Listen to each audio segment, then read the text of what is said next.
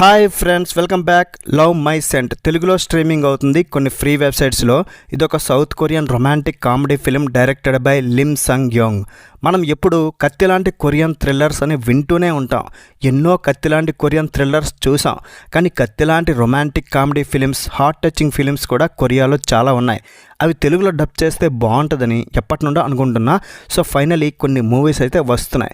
Run time 1 hour 48 minutes ఉంది. మూవీలో English ముద్దులు తప్ప మసాలా అయితే ఎక్కడా లేదు. అసభ్యత కూడా ఉండదు. అందరూ చూసే విధంగానే ఉంటుంది. మరి ఈ మూవీ ఎలా ఉందో తెలుసుకునే ముందు మన ఛానల్ని సబ్స్క్రైబ్ చేసుకోండి భయ్య. ఇలాంటి తెలుగు డబ్బింగ్ మూవీ రివ్యూస్ ఎన్నో ఇస్తాం కూడా. కొంచెం సపోర్ట్ ఇస్తే మాకు కూడా హ్యాపీ. ముందుగా ప్లాట్ విషయానికి వచ్చేస్తే, మూవీలో మన హీరో పేరు చాంగ్సు. ఒక కార్ షోరూంలో సేల్స్ మ్యాన్ గా వర్క్ చేస్తూ ఉంటాడు.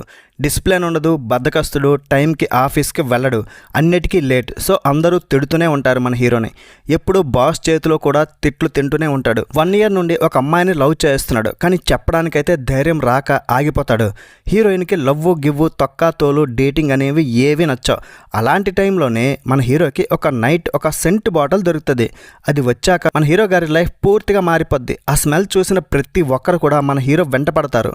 ముసలాళ్ళు మగాళ్ళు అని తేడా కూడా లేదు. అమ్మాయిలు అయితే క్యూ కడతారు.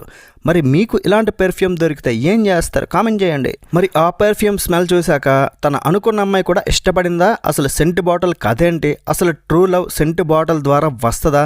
ఇదంతా తెలుసుకోవాలంటే మూవీని చూడాల్సిందే. మరి మూవీ చూశాక నాకైతే క్యూట్ అండ్ ఫన్నీ, చాలా కూల్గా వెళ్ళిపోద్ది. మంచి టైంపాస్ అయిపోద్ది. నాకైతే బాగానే నచ్చింది భయ్య. Hero heroine fantastic job. వాళ్ళిద్దరు కెమిస్ట్రీ చాలా బాగా వర్కౌట్ అయింది. ఆల్మోస్ట్ 2 hours ఎక్కడా బోరింగ్ ఉండదు.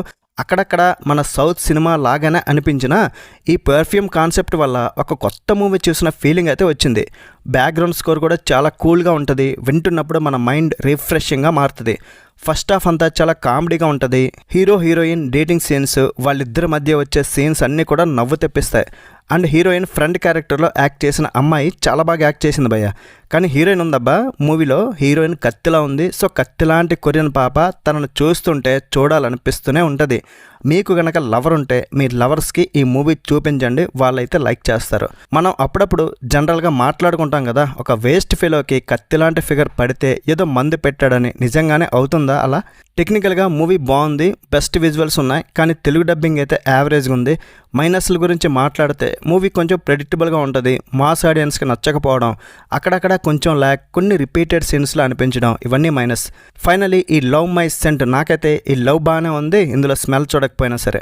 మరి ఈ మూవీకి నేను ఇచ్చే రేటింగ్ ఎంతంటే 3.5 out of 5. That's it guys. ఇలాంటి మరిన్ని రివ్యూస్ కోసం మన ఛానల్ని సబ్స్క్రైబ్ చేసుకుని నెక్స్ట్ వీడియో మళ్ళీ కలుద్దాం. లైక్ చేయడం, కామెంట్ చేయడం, షేర్ చేయడం అస్సలు మర్చిపోవద్దు. Bye bye. జై హింద్.